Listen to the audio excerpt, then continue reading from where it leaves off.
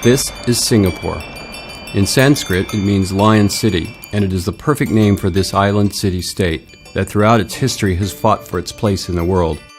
Today, it is aggressively deploying new technologies to continually improve the lives of its people and to ensure its place as a pioneering city.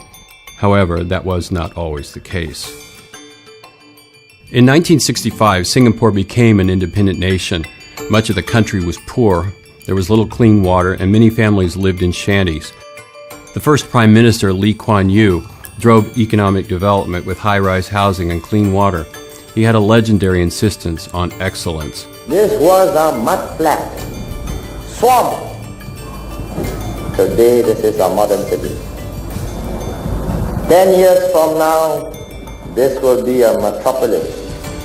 Today, Singapore is a vibrant, sometimes flashy nation, one of Asia's so-called tiger economies. It is home to nearly 6 million people on just 270 square miles.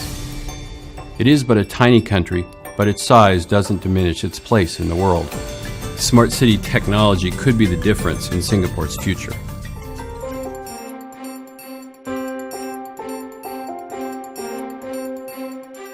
Steve Leonard, CEO of SG Innovate, is arguably the best person to talk about smart technology in Singapore. His new government agency is devoted to translating R&D innovations into commercial success.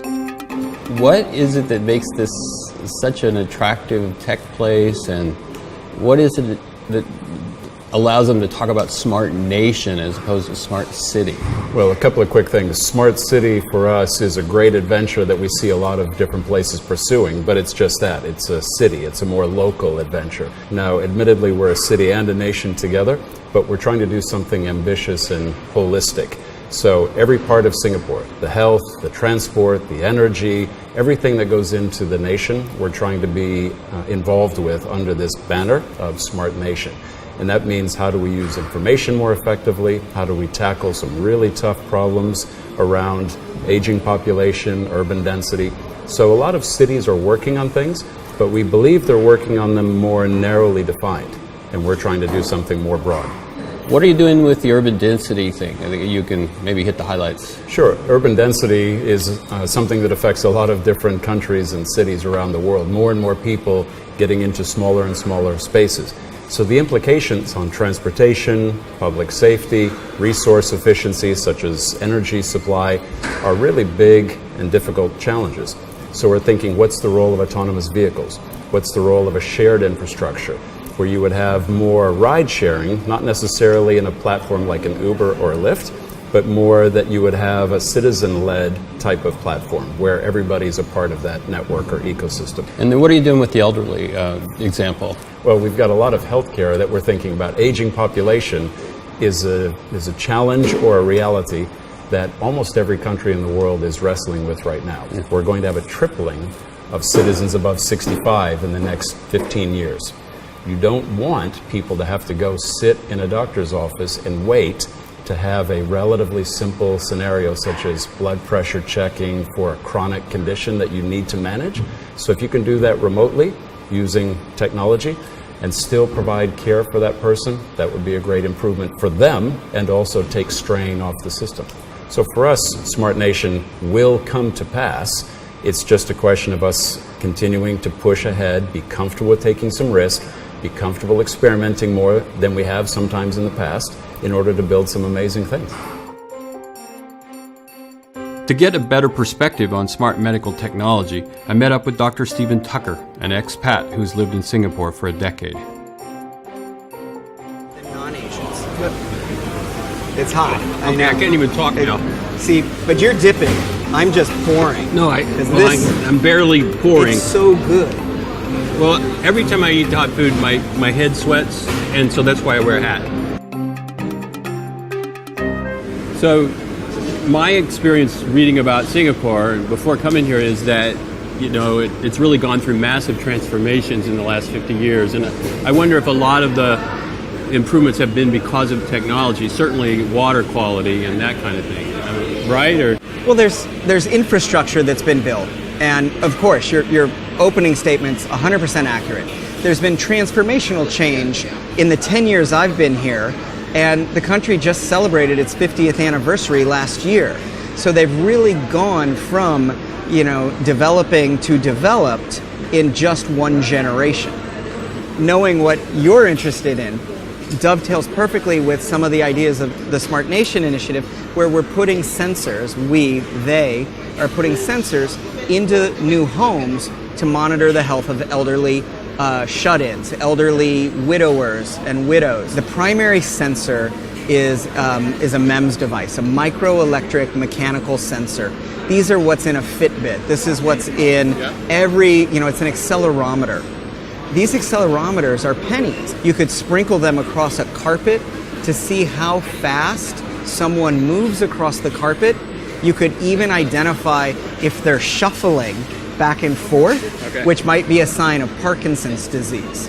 Everyone has to realize that we are in a pivot. We are pivoting away from a reactive, medical-based system into a proactive, wellness-based system. I think we should get a second on this stuff. It's all good. Should get some ice kachang. There you that's go. what we're doing. Okay. To find out how the country's smart tech is being applied at the earliest stages, I'm heading to a local preschool. Hello. A lot of schools are grappling with how to teach coding at a very young age, which the attitude in Singapore is that you want to have a positive experience, just like you want to have with mathematics, so that the very youngest people will grow older and have an appreciation for it and not a negative approach to it. Oh wait, you can't do that. This is called VBUT, and what it teaches sequencing, and sequencing is important for coding, obviously.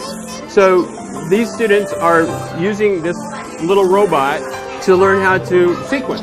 And if you go from 0 to 20, it's 5 spaces. So you push the forward button 5 times, and then if you want to turn left, there's a left turn button and a right turn button.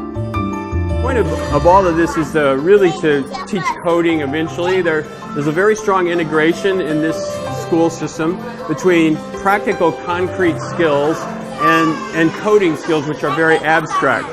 I'll see you guys later. Nice meeting you. Hardest part of going to preschool is getting up. Okay.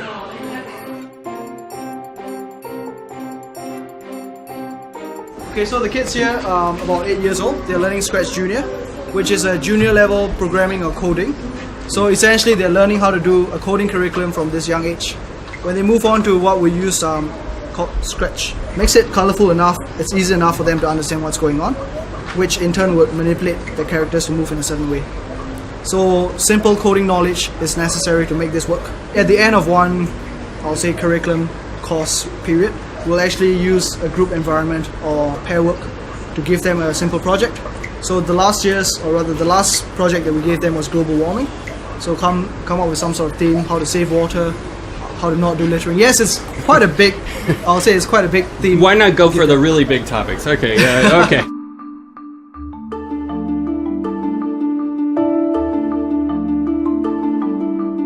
Smart Nation, the objective is basically to use technology to help our citizens to live better. BASH is the brainchild of Dr. Alex Lin, the head of Infocom Investments in Singapore.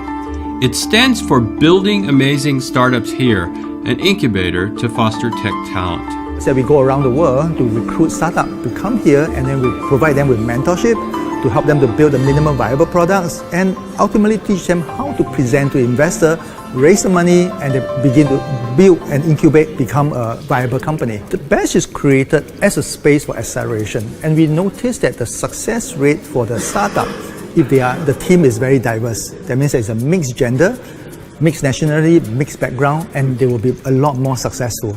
In order for us to do that, number one is that we recruit startups from all over the place, and over at this space you probably have more than 50 nationality in this space. 15? 50.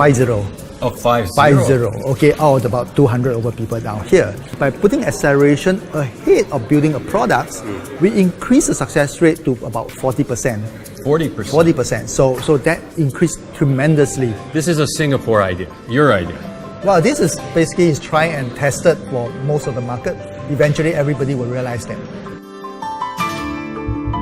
Singaporeans seem uniquely trusting of their government, and with all the new advancements that are being implemented, I wanted to talk to someone who could give me the local point of view on smart tech.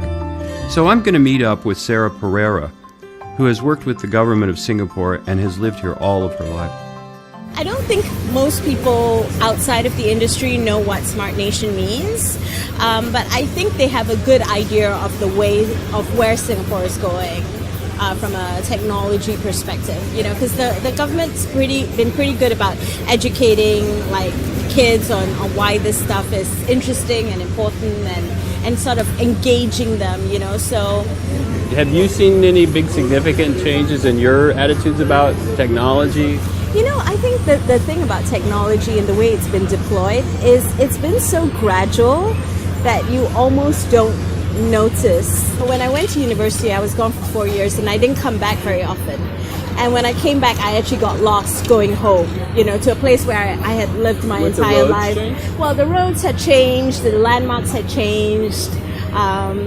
And I got lost. My mother's house was the same, but you know, everything around it had changed. The route had changed to go to my mom's place.